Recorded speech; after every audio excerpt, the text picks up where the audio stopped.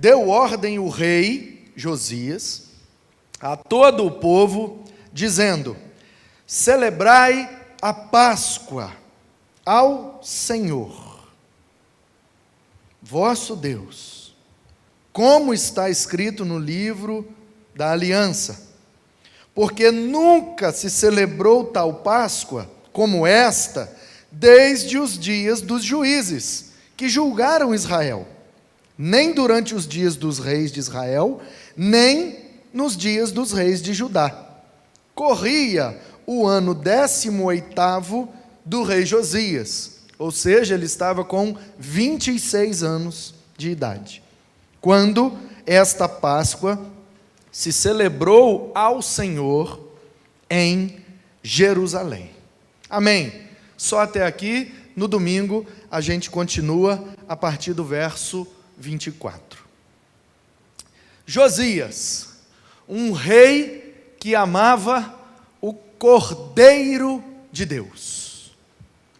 Nós temos visto, desde o início do mês, e aprendido na vida deste rei, na vida deste homem de Deus, algumas características. A primeira delas é que este rei foi profetizado.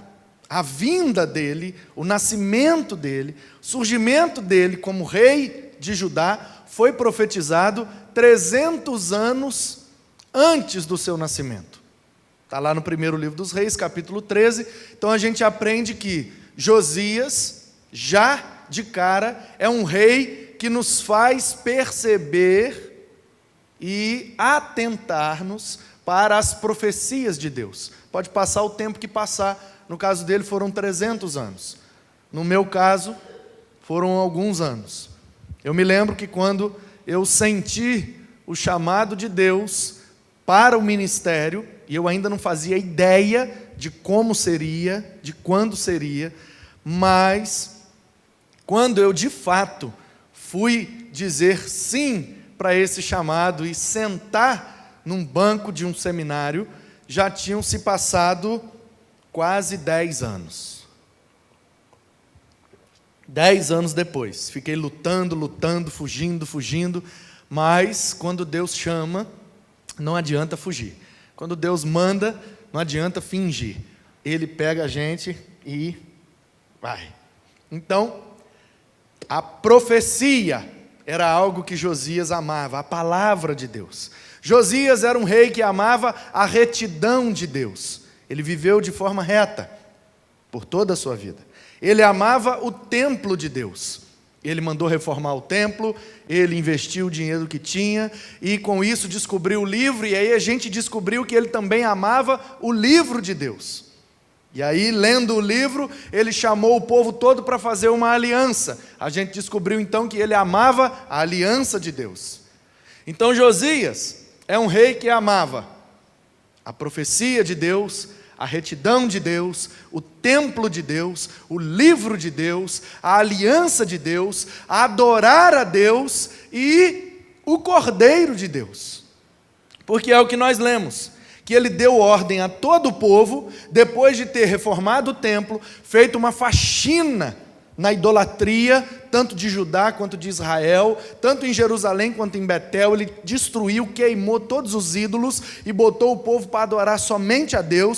Depois ele descobriu, no livro da lei, que o Safã leu para ele, depois ele leu para todo o povo, lá no livro do Êxodo, capítulo 12, na nossa Bíblia está no livro do Êxodo, capítulo 12, lá no rolo que o Safã leu para o Josias, não tem, o livro lá não chama Êxodo e nem tem capítulo 12.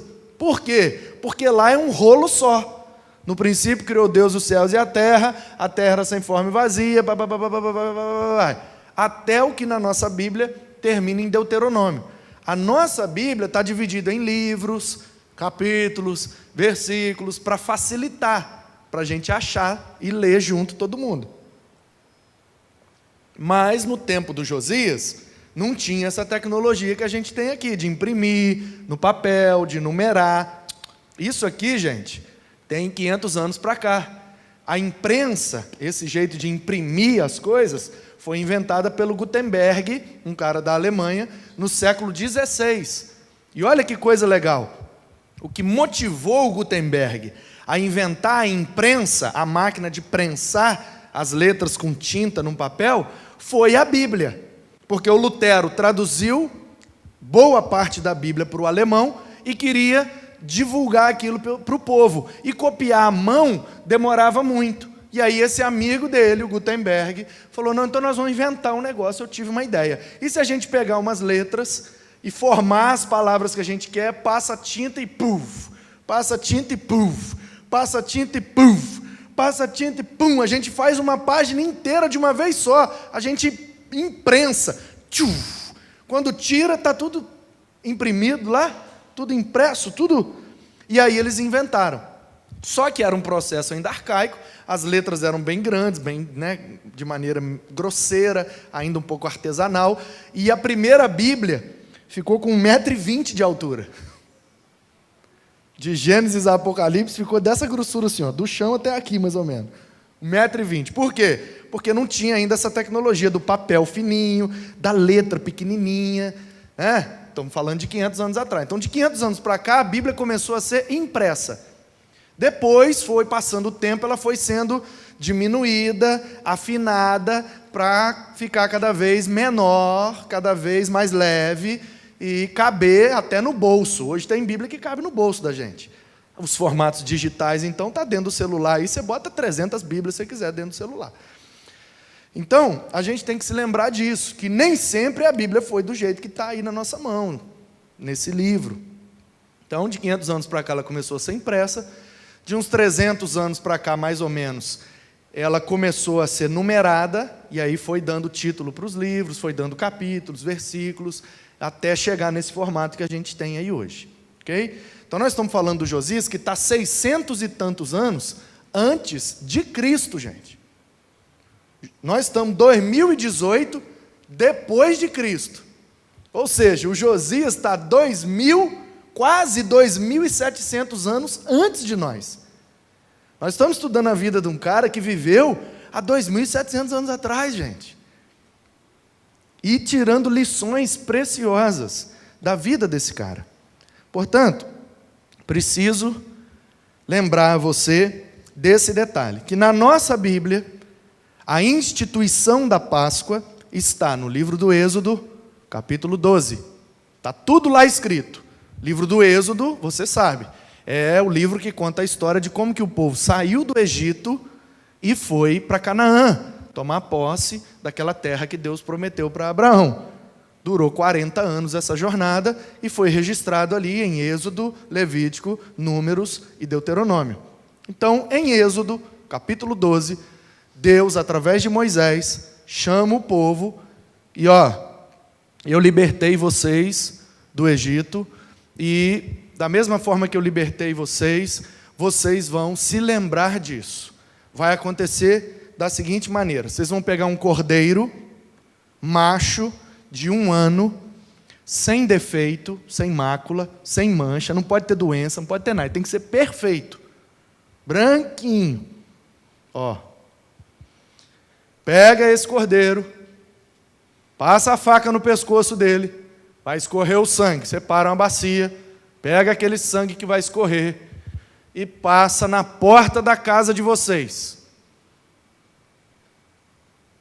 Depois vocês pegam o corpo desse bicho, que já foi sangrado, arranca o couro dele e assa ele. Assa, cada família, um cordeiro. Se a família do seu lado não tem, você pode chamar o seu vizinho para participar com você. E aí vocês comem um pão, bebem um vinho, botam um pouco de ervas amargas, para dar um tempero, e come o cordeiro, e amanhã vocês vão ver o que vai acontecer. O povo fez exatamente como Deus mandou. À noite, a morte passou no Egito. Todas as casas que tinham o sangue do cordeiro não foram atingidas com a morte. No dia seguinte, o faraó ficou doido, porque os primeiros filhos de todas as famílias, os primogênitos, morreram, inclusive o primogênito do faraó. Sabe o que isso significa? que o trono agora estava sem um herdeiro. Porque na monarquia, quando morre o rei, quem assume é o príncipe mais velho, o primogênito. E aí morreu o primogênito. Aí o faraó ficou doido. E aí ele saiu para prender os hebreus. Quando ele saiu, os hebreus já tinham metido o pé cedinho e já estavam chegando lá na beira do Mar Vermelho. E o faraó juntou todo o exército e falou: vamos atrás desse povo. E quando chegou lá, Moisés deu com o cajado, o mar abriu, o povo atravessou. Quando o faraó chegou com o exército dele, acabou tudo. Você conhece a história, né? Certo. Foi assim que aconteceu. Resultado, quando eles atravessaram, aí Deus falou: sabe isso que vocês fizeram ontem? No dia 10 do mês de Abib, que representaria para nós mais ou menos o mês de abril, final de março, início de abril. Aí Deus falou através do Moisés com o povo: todo ano agora, nesse mesmo dia, vocês vão pegar um cordeiro, vão matar, vão assar, vão comer com pão, com erva e vão tomar um gole de vinho. Todo ano, nessa mesma data, vocês fazem isso para não esquecer do que eu fiz ontem com vocês.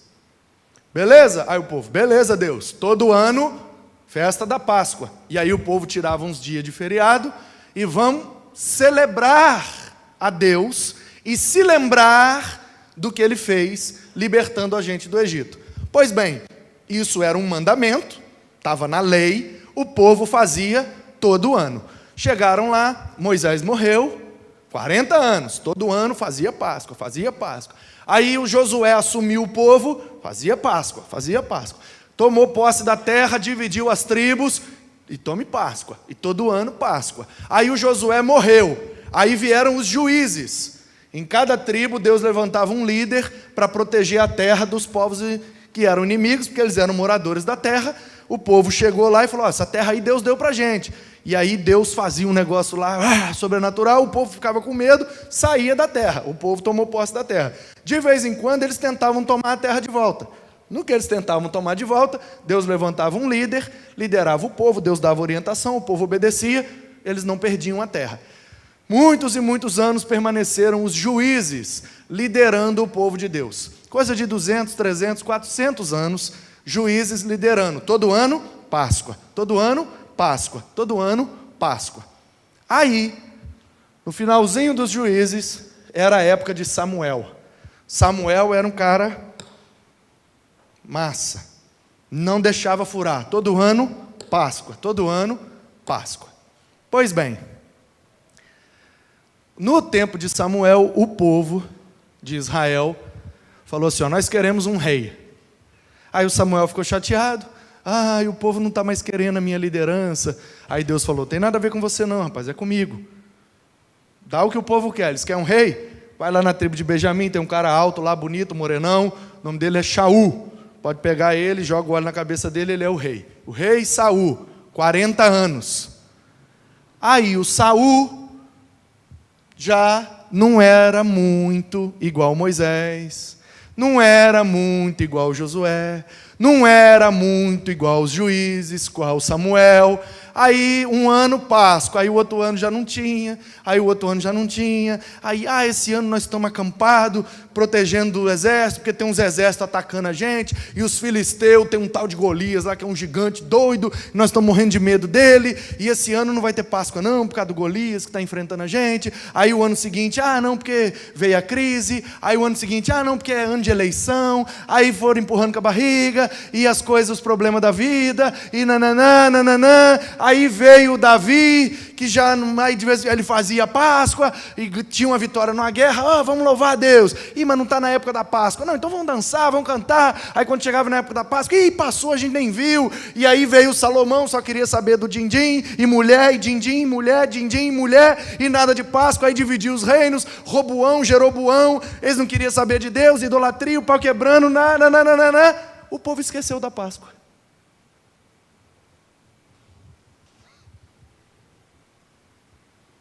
É exatamente isso que o texto está dizendo.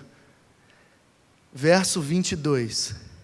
Porque nunca se celebrou tal Páscoa como esta, desde os dias dos juízes, nem durante os reis de Israel, nem durante os reis de Judá. O que é que a Bíblia está dizendo? A Páscoa, do jeito que está na lei, nunca mais tinha sido celebrada. Só que o Josias está 300 e tantos anos depois da divisão dos reinos. O Josias está 500, 600, 700 anos depois do Samuel. O Samuel é por volta de 1150, 1100, ou seja, para 600 e pouco, 500 anos. Samuel é o último dos juízes. Do último juiz até Josias tem pelo menos 500 anos, ou seja, tem uns 500 anos que esse povo não faz Páscoa direito mais. Do jeito que está no livro, não fazia. Pega um cordeiro aí, mata e tal, e pá, e bola, e só para dizer que fez. Mas aquela celebração, aquela festa, tendo todas as orientações que está lá em Êxodo capítulo 12, tintim por tintim, detalhe por detalhe, tantos dias de festa, parava Israel para celebrar o cordeiro. O povo esqueceu. O povo esqueceu. O tempo foi passando, foi empurrando com a barriga, aí não faz uma vez, não faz duas vezes, não faz três vezes, daqui a pouco não está nem sentindo falta. Sabe quando que isso acontece também? Acontece com nossa vida de oração. A gente deixa de orar um dia, deixa de orar outro, daqui a pouco não está sentindo nem falta. Isso acontece também com o estudo da Bíblia. A gente deixa de estudar um dia, deixa de estudar outro, daqui a pouco não está estudando e não está sentindo nem falta. E isso tem a ver com a fidelidade. A gente escapa um dia, escapa outro dia, daqui a pouco está escapando direto e não está nem percebendo a diferença. É um traguinho aqui, é um golinho ali, é um negocinho lá, é outra coisinha aqui, é uma palavra ali, é um tantantantã, e a gente vai se esquecendo dos mandamentos de Deus e não vai nem percebendo onde estamos nos enfiando. Aí a nação se divide, o reino do norte é destruído pela Assíria, o reino do sul está prestes, porque do Josias em diante, só tem mais 2 reis, que vão ladeira abaixo, e a Babilônia vem e acabou com tudo, 70 anos de escravidão, depois tem que voltar para reconstruir tudo. Perderam tudo. Por que é que perdeu tudo? Porque esqueceu do cordeiro. Mas é só uma festa. Mas é só um bicho. Mas o que é que tem, né? Tem nada a ver. Tem nada a ver, né? Vai para ver. É o que está acontecendo com esse povo, queridos. Se esqueceram da lei, se esqueceram dos mandamentos, se esqueceram da Páscoa, se esqueceram do Cordeiro de Deus e perderam tudo. Você vai ter que perder tudo para se lembrar do Cordeiro? Ou você vai se manter fiel ao Cordeiro para não precisar perder nada? Eis a questão. Você decide. Lembra desse programa? Lembra do programa? Rapaz, nós estamos ficando velhos, hein? Lembra? Tinha um programa na Globo que chamava Você Decide. Era o que mesmo? Jogava um negócio para nós? Era filme? Escolhia um filme, outro filme? Como é que era? Escolhia o final das negócios, né?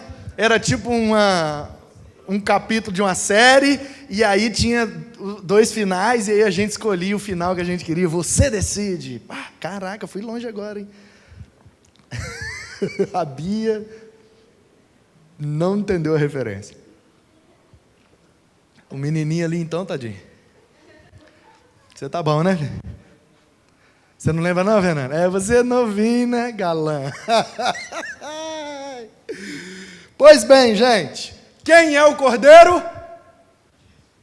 Quem é o Cordeiro? Deixa eu ler uns versículos para você. Você gosta de Bíblia?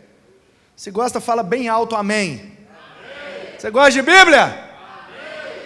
João, capítulo 1, versículo 29, diz assim, No dia seguinte, viu João Batista a Jesus, que vinha ao encontro dele e disse: Eis o Cordeiro de Deus, que tira o pecado do mundo. João Batista olhou para o primo dele, Jesus, olhou para o menino, que já era um homem de 30 anos, e falou: Eis o Cordeiro de Deus, que tira o pecado do mundo. Quando o João Batista, da nossa raça ele, Batista, que batizava o povo. Tome mergulho, plá, você arrependeu? Toma, tibum. Aí o povo, esse cara é o Batista, ele batiza os outros. Aí nós, há uns 500 e pouco, anos atrás, começamos a tibum nas pessoas, o pessoal, eles são Batista, e estamos aí até hoje. Então, o João, que era primo, filho da Isabel, que era prima da Maria, primo assim, meio que de segundo, terceiro, quarto, quinto grau, a gente nunca sabe porque os judeus, eles chamam todo mundo para cima de pai e todo mundo para baixo de filho. Então a gente não sabe o grau de parentesco, mas é parente. Quando o João está lá batizando o povo no Rio Jordão, que ele vê Jesus vindo lá, ele fala: ai, o cordeiro aí, ó. Do que ele está falando? Disso. Assim como Deus usou um cordeiro para proteger o seu povo, para livrar da morte e para dar a liberdade, Jesus derramaria o seu sangue, e esse sangue seria passado em nossas vidas, e nós seríamos livrados da morte, protegidos, teríamos a liberdade, e isso nos daria a vida eterna, e nos levaria para Canaã. Só que a nossa Canaã não é lá na Palestina, a nossa Canaã é lá na eternidade. Louvado seja Deus. 1 Coríntios, capítulo 5, verso de número 7. 1 Coríntios, capítulo 5, verso 7. Diz assim: lançai fora o velho fermento, para que sejais nova massa, como sois de fato sem fermento. Pois também Cristo, nosso Cordeiro da Páscoa, foi imolado por nós. O que é que o Paulo está dizendo para os coríntios? Não adianta confiar no velho fermento. Por quê? Porque o pão da festa da Páscoa tem uma orientação lá em Êxodo capítulo 12. É um pão sem fermento. As donas de casa que mexem com cozinha, sabem o que é que significa um fermento. Um fermento torna uma massa mentirosa. Porque a massa é desse tamanhozinho, se você levar no forno e assar, ela sai desse tamanhozinho. Se você botar fermento, ela vai no forno, quando ela volta desse tamanhozão. Porque o fermento é um monte de bactéria. Ih, rapaz, vai dar ruim agora, ninguém vai querer usar mais fermento. Mas não faz mal, não. Mas são várias bactérias que são aeróbicas, filho, ou é anaeróbicas? Aeróbica, porque usa o ar? Tá. Então, as bactérias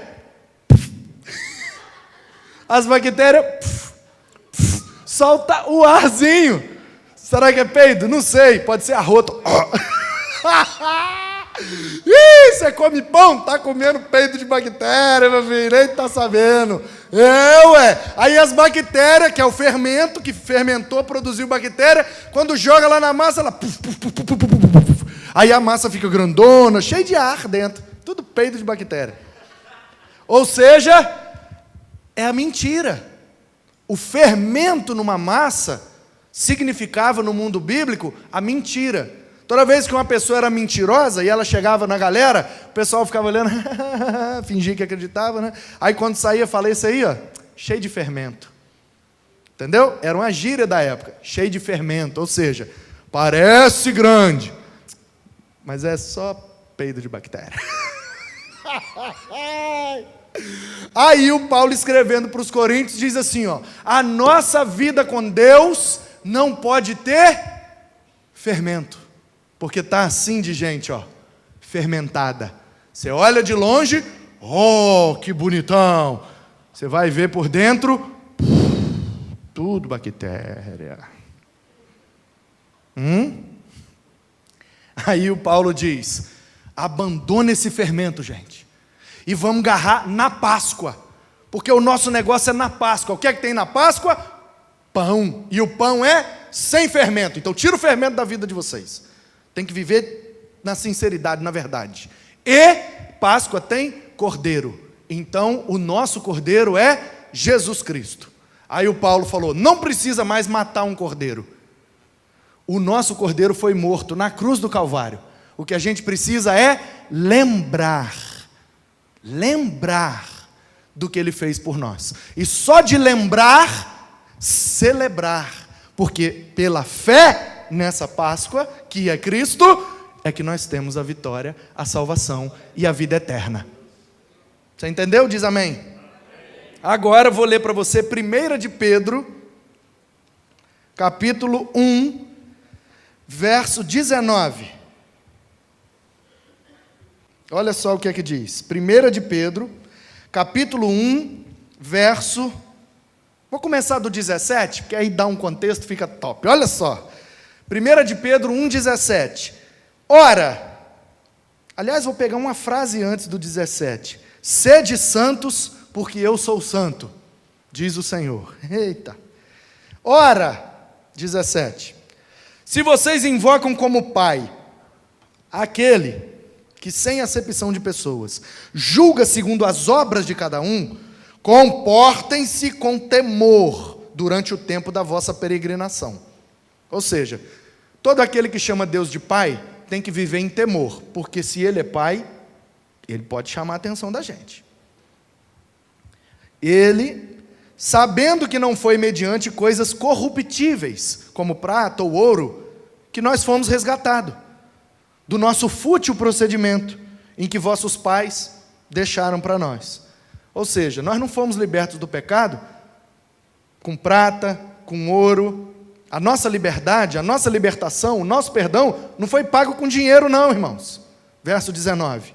Mas pelo precioso sangue, como de cordeiro, sem defeito e sem mancha, o sangue de Cristo, conhecido com efeito antes da fundação do mundo, porém manifestado no fim dos tempos por amor de nós, que por meio dele, Cristo, tendes fé em Deus, o qual ressuscitou dentre os mortos e lhe deu glória, de sorte que a nossa fé e a nossa esperança estão em Deus. O que é que o Pedro está dizendo para a igreja? Nossa salvação foi comprada na Páscoa. Assim como aquele povo foi salvo da morte no Egito, pela morte de um cordeiro, também nós, pela morte do cordeiro, somos libertos, somos salvos. Vamos para a nossa Jerusalém, que está nos céus, porque o sangue dele nos comprou, nos resgatou, pagou o preço da nossa salvação. Aleluia! Cristo é a nossa Páscoa. Cristo é o Cordeiro, irmãos. E o rei Josias amava o Cordeiro. O rei Josias, com essa atitude, já estava apontando para a manifestação definitiva do Cordeiro de Deus. O rei Josias, quando leu na lei que todo ano tem que ter Páscoa, ele entendeu. Não é uma questão de obrigação, não é uma questão de cumprir regra, é uma questão de se lembrar, para celebrar. Caraca, não é que eu... na moral, velho. Aí, Léo, essa foi maravilhosa. Essa foi doida, velho. Essa foi doida. Quando eu li verso 21, olha só. Deu ordem o rei a todo o povo, dizendo: celebrai a Páscoa. Aí eu falei, opa, então nós temos que celebrar. Aí eu fui e anotei lá, celebrar, massa. Aí eu li o 22, porque nunca se celebrou tal Páscoa desde os dias dos juízes. Aí eu falei, eita, o povo esqueceu da Páscoa, então a gente tem que se lembrar. Eu falei, celebrar e se lembrar. Se lembrar para celebrar. Eu falei, nossa, esse negócio ficou bom demais. Você entendeu ou não? Nós não podemos esquecer da Páscoa. Mas nós não estamos falando de coelhinho, nós não estamos falando de chocolate, nós não estamos falando daquela época do ano que não come carne, que é feriado. Não! Isso aí é até bom, um feriado para nós, um chocolate para nós comer, amém. O que eu estou dizendo é que a gente não pode abandonar a lembrança do que o Cordeiro fez por nós. Todo dia, o verdadeiro cristão celebra a Páscoa todo dia. Porque todo dia quando eu acordo eu me lembro, só estou vivo por causa do Cordeiro. E aí eu me lembro e celebro. Entendeu? Ou falar igual uns e outros aí, eu se lembro e celebro. Você tem que se lembrar, meu irmão, para celebrar. Por que tem gente que não consegue viver celebrando? Porque não vive se lembrando. A pessoa esquece que o ar que ela respira é por causa do Cordeiro. Que a comida que ela come é por causa do Cordeiro. Que a casa que ela mora é por causa do Cordeiro. Que o teto que está em cima da cabeça é por causa do Cordeiro. Que tudo que nós temos e tudo que nós somos é por causa do Cordeiro de Deus. Quando a gente se lembra disso, a gente celebra isso. E não precisa esperar o mês de abril. Você pode fazer isso todos os dias, todas as horas, em todos os momentos, se lembrando que o Cordeiro imaculado foi imolado antes da fundação do mundo, para que eu pudesse viver eternamente. Louvado seja o Cordeiro de Deus.